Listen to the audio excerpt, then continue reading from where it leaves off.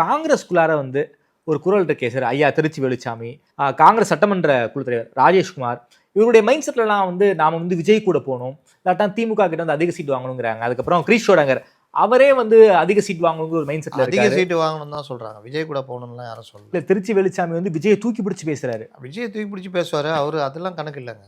ஒரு கட்சி இன்னொரு கட்சி கூட கூட்டணி வச்சா என்ன லாபம்னு பார்ப்பாங்க. ஓகே, நீங்க நல்லா யோசிங்க. பிஜேபி அதிமுக வரக்கூடாதுன்றது காங்கிரஸ் உடைய மெயின் எண்ணமே அதான், டார்கெட் அதுதான். நீங்க திமுகல இருந்து விஜய் கூட வந்துட்டீங்கன்னா திமுகவும் பலகீனமாயிடும், விஜயும் ஓரளவுக்கு தான் 2 பேர் சேர்ந்து வாங்க. ஆமா, இந்த 2 பலகீனமும் அவர்களை பலப்படுத்துமா இல்லையா? நிச்சயமா. இதை ராகுலோ கார்கேவோ யோசிக்க மாட்டாங்களா? விசிகா இன்னைக்கு திருமாவளவன் நினச்சா கூட தாவேக கூட போக முடியாது. திருமாவளவன் நினச்சாலும் தாவேக கூட அண்ணன் போயிட்டு வாங்கினேன்னு வாங்க. ஆளூர் ஷானவாஸ்லாம் அண்ணன் போயிட்டு வாங்கினேன், நல்லபடியாக போயிட்டு வாங்கினேன், நான் இங்கே அதே தொகுதியை கேட்டு திமுக சார்பில் உதயசூர் நின்றுக்கிறேன்னு, விசிகா 2 நின்றுக்கிறேன்னு வாங்க. இன்றைக்கி அதுதான் பிரச்சனை.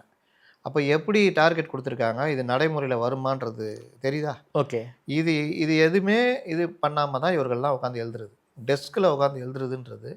எனக்கு நீங்கள் எழுதுறதுல ஒரு பாசிட்டிவ், இது கரெக்டாக இருக்கியா, இவங்க சொல்கிறது மிஸ் ஆகாதுன்னு. ஓகே, இப்போ விஜய்க்கு நம்ம சொல்கிறோம், வேறு பாசிபிலிட்டிஸ் உங்களுக்கு இல்லை, இப்படி போனால் இவ்வளோ பாசிபிலிட்டிஸ் இருக்குது, இப்படி வந்தீங்கன்னா நீங்கள் வெறும் வாக்கு தான் வாங்குவீங்க. அது கூட 234 தொகுதியிலையும் நீங்கள் வேட்பாளரை போட முடியாது.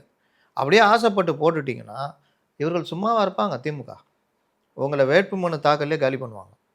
வேட்புமனு தாக்கலை நீங்கள் திருமங்கலம் ஃபார்முலா இல்லை, வேட்புமனு தாக்கல் பண்ண விட மாட்டாங்க. நீங்கள் பெரும்பாலும் அவர்கள் அதிகாரிகள், அவர்கள் இது அரசு யந்திரம், காவல்துறை எல்லாம் இருக்கும்போது வேட்புமனு தாக்கல்ல இவங்களுக்கு என்ன எங்க வேட்புமனு தாக்கல் சாதாரண வேலை கிடையாது சார். உண்மையாக 20 பக்கம் டாக்குமெண்ட் ரெடி பண்ணாங்க. ஆமா, அதில் ஒன்று மிஸ் ஆனாலும் முடிஞ்சு. முக்கியமான பேப்பர் இல்லைன்னு அந்த இந்தியன் படத்தில் தூக்கி போட, அந்த மாதிரி முக்கியமான பேப்பர் தூக்கி போட்டுருவாங்க.